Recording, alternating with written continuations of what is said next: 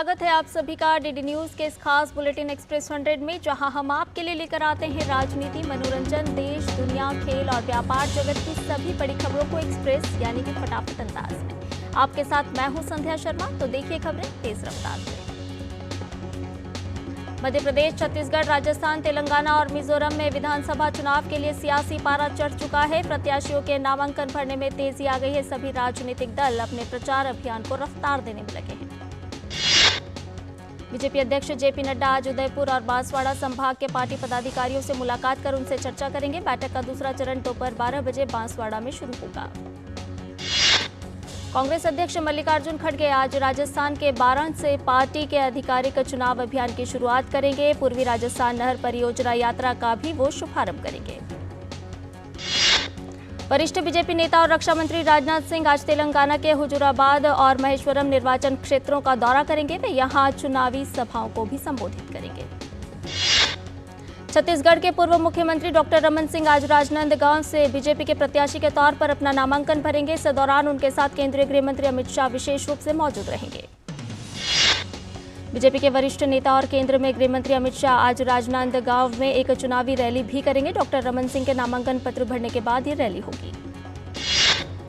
Doctor Raman Singh के नामांकन दाखिल किए जाने के दौरान केंद्रीय गृह मंत्री अमित शाह के मौजूद रहने पर कांग्रेस ने तंज कसा है और कहा है कि रमन सिंह को अपनी जीत पर भरोसा नहीं है, इसलिए अमित शाह दौरा कर रहे हैं। कांग्रेस ने छत्तीसगढ़ में आगामी चुनाव के लिए 30 उम्मीदवारों की सूची जारी की। मुख्यमंत्री भूपेश बघेल पाटन से, उप मुख्यमंत्री टीएस सिंहदेव अंबिकापुर से चुनाव लड़ेंगे। छत्तीसगढ़ के मुख्यमंत्री भूपेश बघेल ने कहा है कि जो अफवाह फैला रहे थे उनका मुंह बंद हो गया है। पहली सूची में 8 प्रत्याशी बदले गए हैं और उन्हें भी टिकट मिला है। इसके लिए हाईकमान का धन्यवाद। बीआरएस प्रमुख और तेलंगाना के मुख्यमंत्री के चंद्रशेखर राव प्रदेश के जनगांव और भुवनागिरी में सार्वजनिक रैलियों को संबोधित करेंगे। कांग्रेस नेता राहुल गांधी मिजोरम की 2 दिवसीय यात्रा पर रहेंगे। वे प्रदेश में चुनावी कार्यक्रमों में शामिल होंगे और पार्टी कार्यकर्ताओं से मुलाकात भी करेंगे। कांग्रेस ने तेलंगाना विधानसभा चुनाव के लिए 55 उम्मीदवारों की पहली सूची जारी की। इस सूची में प्रदेश कांग्रेस अध्यक्ष और लोकसभा सांसद रेवंत रेड्डी और सांसद उत्तम कुमार रेड्डी का नाम भी शामिल है। बीआरएस प्रमुख के चंद्रशेखर राव ने घोषणा पत्र में बीआरएस ने सौभाग्य लक्ष्मी योजना लागू करने का आश्वासन दिया है, जिसमें राज्य में हर एक पात्र महिला को प्रत्येक महीने 3000 रुपए दिए जाने की बात कही गई है। बीआरएस के घोषणा पत्र में रायतु बंधु योजना में प्रति एकड़ 16,000, सामाजिक कल्याण पेंशन में 5,000 रुपए और दिव्यांगों को 6,000 रुपए प्रतिमाह पेंशन देने की घोषणा की गई है।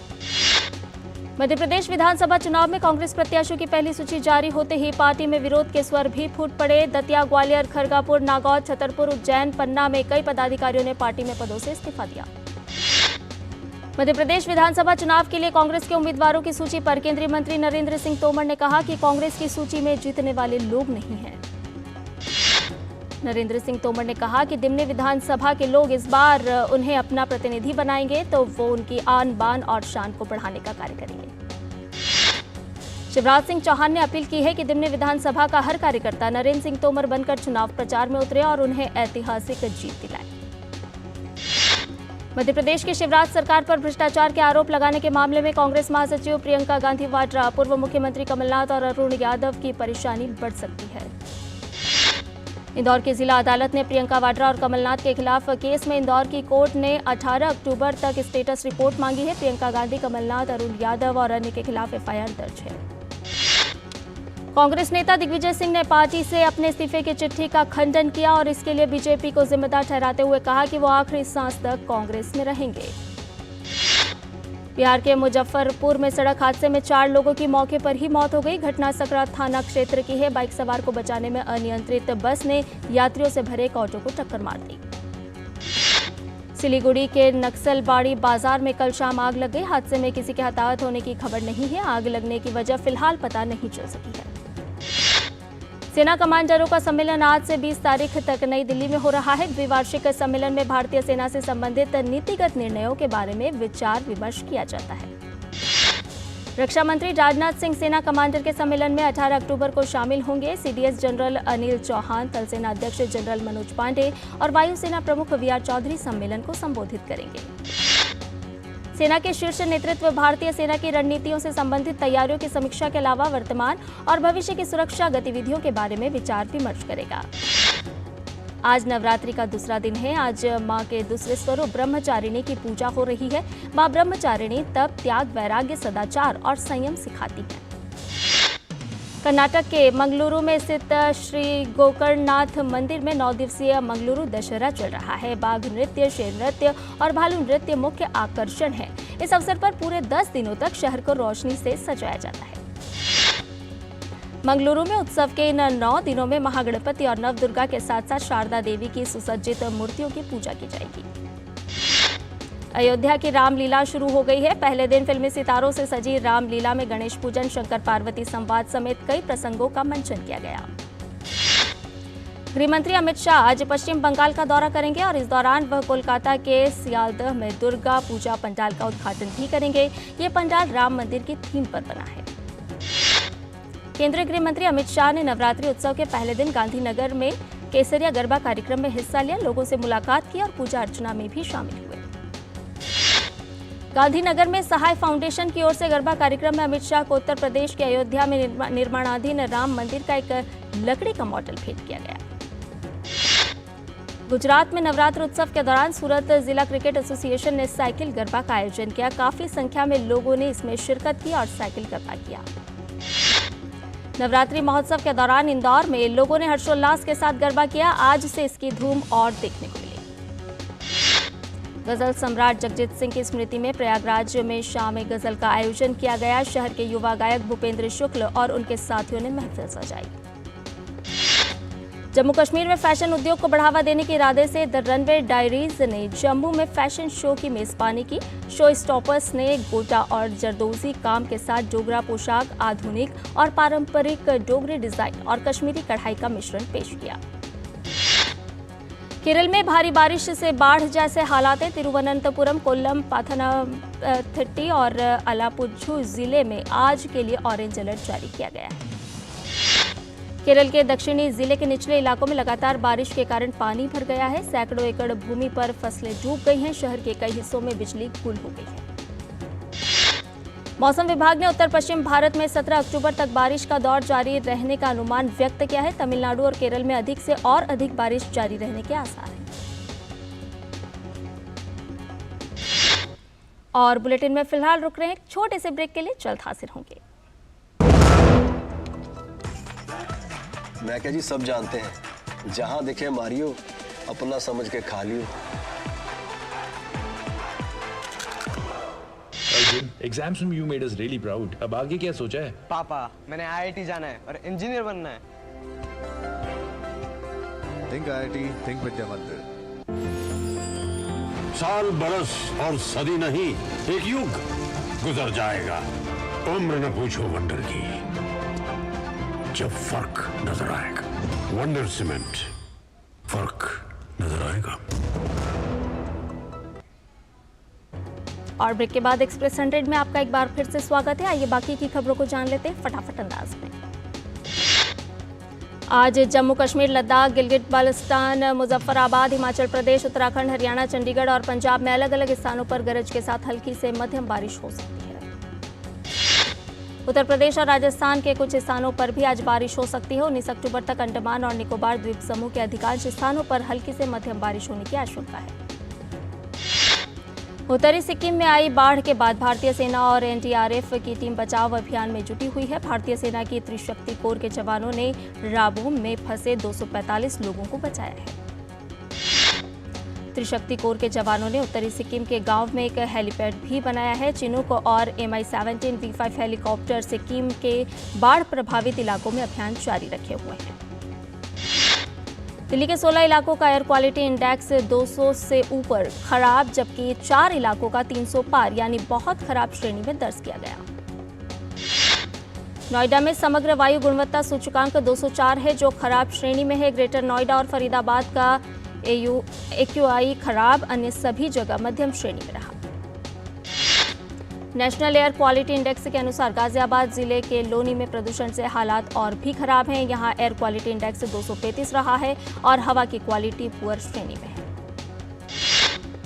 अदानी समूह ने अपने बंदरगाह कार्गो की क्षमता 2030 तक 4 गुना बढ़ाने के लिए 20,000 करोड़ रुपए का निवेश करने की योजना बनाई है। भारतीय क्रिप्टो उद्योग ने मराकेश में G20 देशों के वित्त मंत्रियों एवं केंद्रीय बैंक के गवर्नरों द्वारा अंतर्राष्ट्रीय मुद्रा कोष और वित्तीय स्थिरता बोर्ड द्वारा क्रिप्टो परिसंपत्तियों पर प्रस्तावित योजना को अपनाए जाने पर खुशी जताई। इनगवन रिसर्च सर्विसेज ने TD पावर सिस्टम्स की साल 2011 की IPO विवरणिका में कथित तौर पर तथ्यों को छुपाने और गलत बयानी के मामले में बाजार नियामक सेबी को पत्र लिखा है।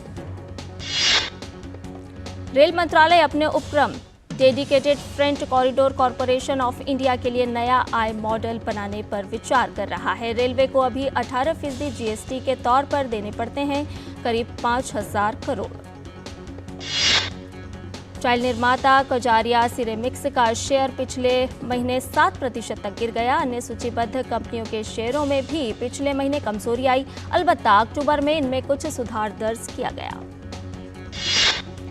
पिछले साल दिसंबर में शुरू हुए केंद्रीय बैंक डिजिटल मुद्रा के खुदरा खंड का परीक्षण काफी धीमी गति से चल रहा है। हालांकि रिजर्व बैंक ने इस साल के अंत तक 10 लाख लेनदेन का महत्वाकांक्षी लक्ष्य तय किया है। GST अधिकारियों ने नए कर नियमों की पालना के तहत करीब 70 विदेशी फर्मों को सूचना नोटिस भेजे हैं। उनमें सदस्यता आधारित सेवा प्रदाता, एटेक, ई गेमिंग और विज्ञापन फर्में शामिल हैं। अंतर्राष्ट्रीय बाजार में कच्चे तेल के भाव में एक बार फिर मामूली बढ़ोतरी हुई। हालांकि कच्चे तेल में उतार चढ़ाव का असर राष्ट्रीय स्तर पर देखने को नहीं मिल रहा है। इंडियन ऑयल कॉरपोरेशन NTPC के साथ मिलकर 1,600 करोड़ रुपए का निवेश करेगी।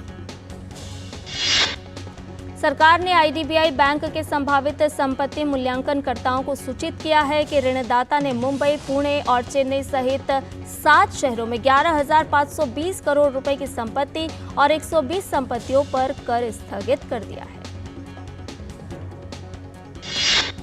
PLI योजना पर एक अधिकार प्राप्त समिति ने इलेक्ट्रॉनिक्स क्षेत्र की लाभार्थी कंपनियों को 1,000 करोड़ रुपए के वितरण की मंजूरी दी है। विदेश मंत्री डॉक्टर S जयशंकर वियतनाम में आज अपने वियतनामी समकक्ष के साथ आर्थिक, व्यापार और वैज्ञानिक और तकनीकी सहयोग पर भारत वियतनाम संयुक्त आयोग की 18वीं बैठक की सह अध्यक्षता करेंगे।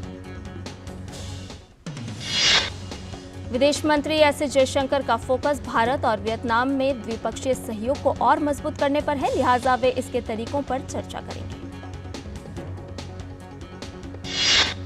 यूक्रेन के राष्ट्रपति ने कहा कि 200 से अधिक यूक्रेनियन, जिनमें ज्यादातर महिलाओं और बच्चों को इजराइल से निकालकर रोमानिया ले जाया गया है। कम से कम 260 यूक्रेनियन अभी भी गाजा पट्टी में हैं।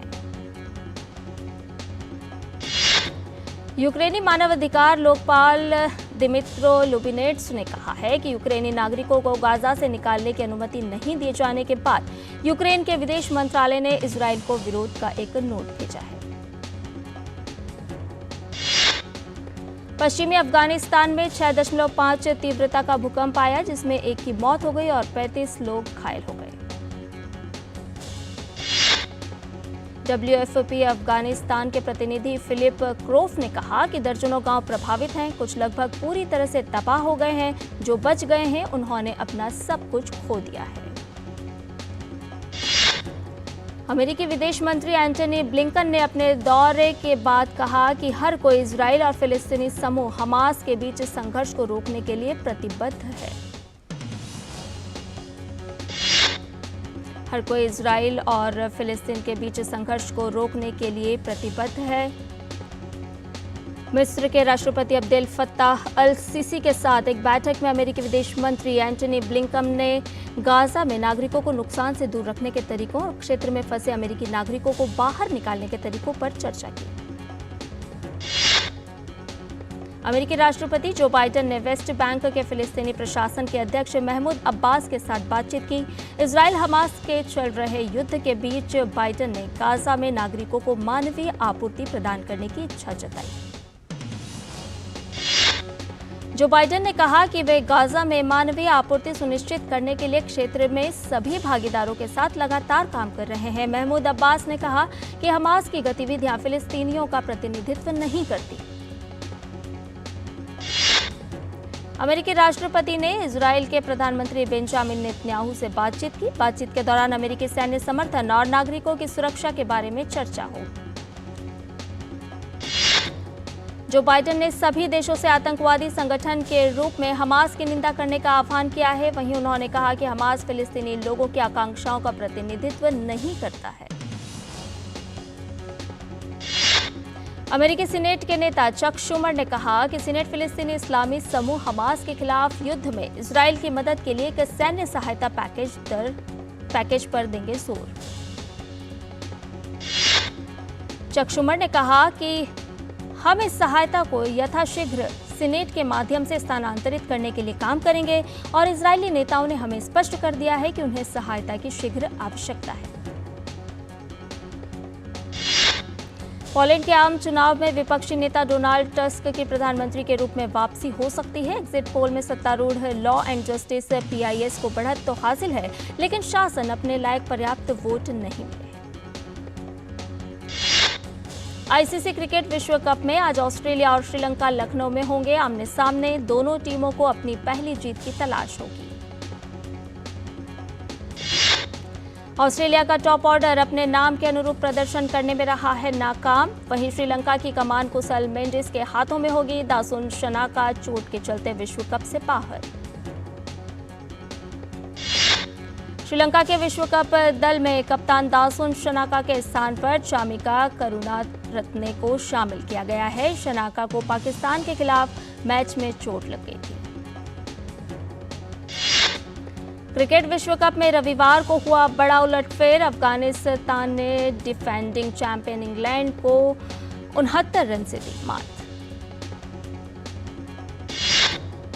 इस जीत के साथ अफगानिस्तान की टीम अंक तालिका में छठे स्थान पर पहुंच गई है। अफगानिस्तान ने विश्व कप में पहली बार किसी टेस्ट खेलने वाले देश को हराया है।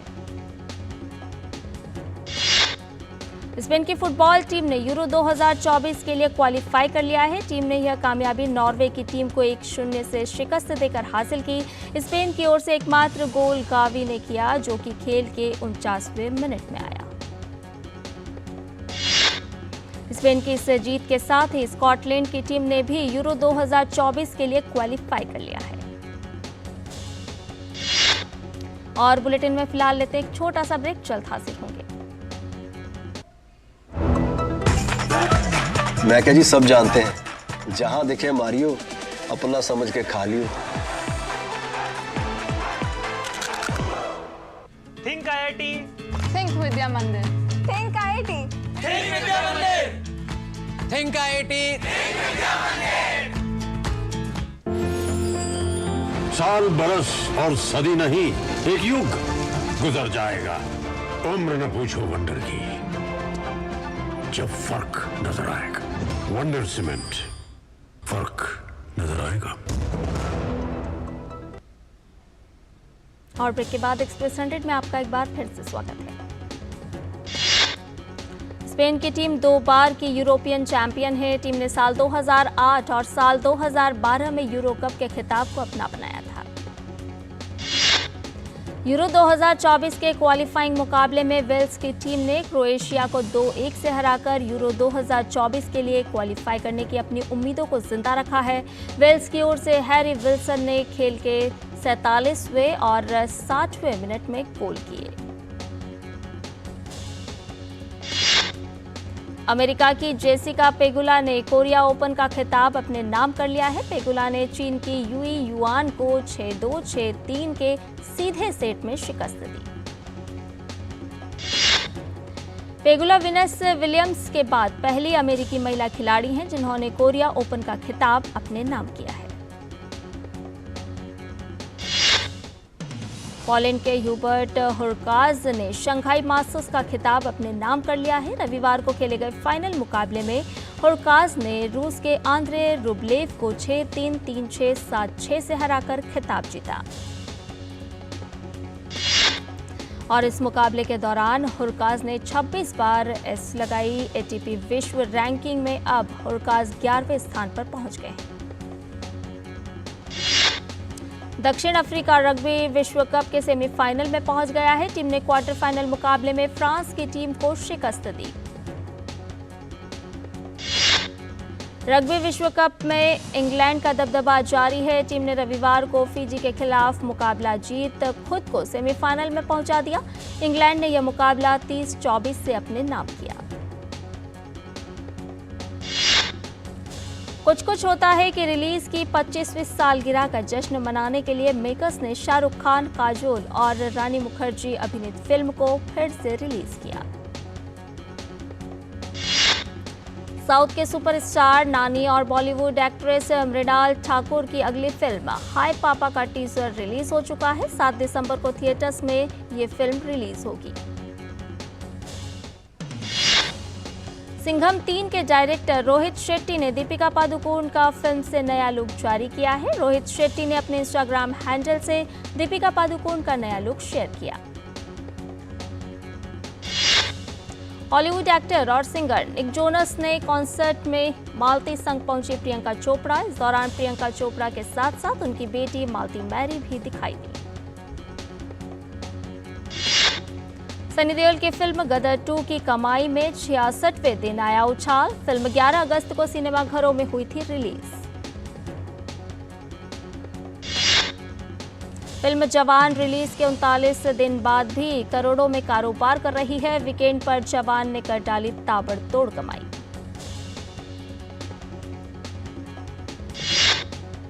अक्षय कुमार की फिल्म मिशन रानीगंज इस वक्त पर्दे पर धमाल मचा रही है। फिल्म की शुरुआत भले ही ठंडी रही हो, लेकिन वीकेंड पर फिल्म ने शानदार कलेक्शन किया है।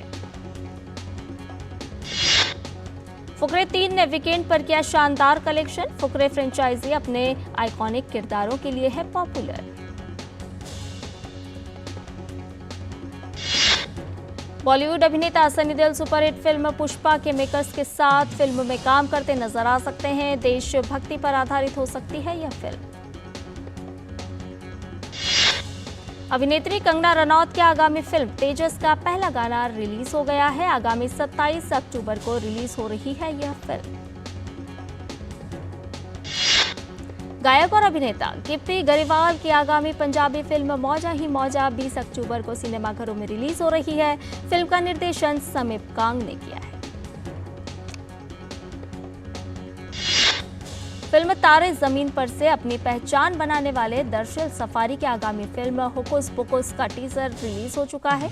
3 नवंबर को सिनेमाघरों में ये फिल्म रिलीज हो रही है। और एक्सप्रेस न्यूज में फिलहाल इतना ही। हमें दीजिए इजाजत, लेकिन आप देखते रहिए डीडी न्यूज। नमस्कार।